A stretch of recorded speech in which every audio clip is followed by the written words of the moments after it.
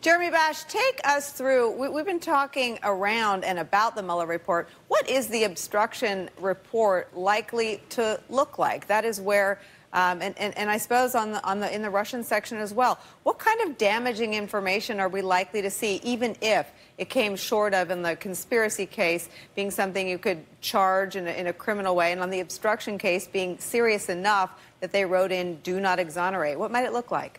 Well, I think on the conspiracy side, Nicole, the predicate is all the activity launched by the Russian Federation to attack our election, all the effort that they made to reach out to the Trump campaign and to not offer their assistance and to engage the Trump campaign, but just to notify the Trump campaign that the Russian Federation was interfering in the election, and then to discuss, of course, what they would get in return, what reward they would reap in terms of Magnitsky Act sanctions relief and other things that we saw the Trump administration reward them with.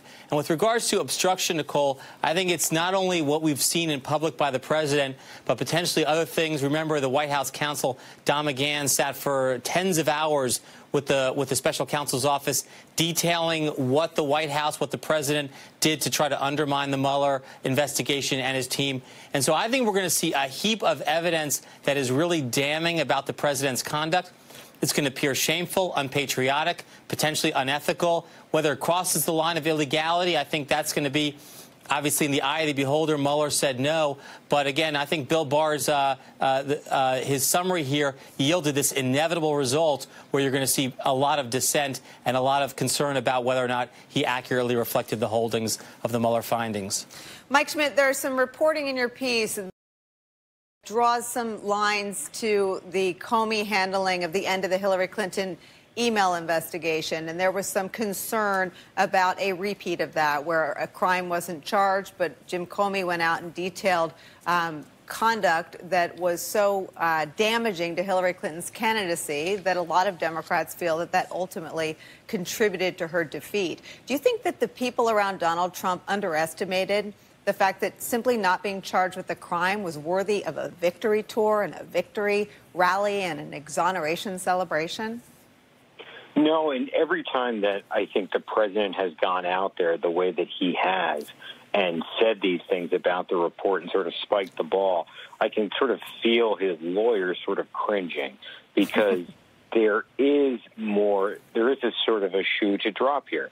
It may not be that damaging to the president, but look, Mueller spent a lot of time on obstruction, and whatever he found was so difficult for him that he couldn't make a decision on it. He couldn't come to a determination. So there's got to be something there that could be problematic to the president. Tonight we're learning that whatever is in this report is worse for Trump than as it's currently been stated.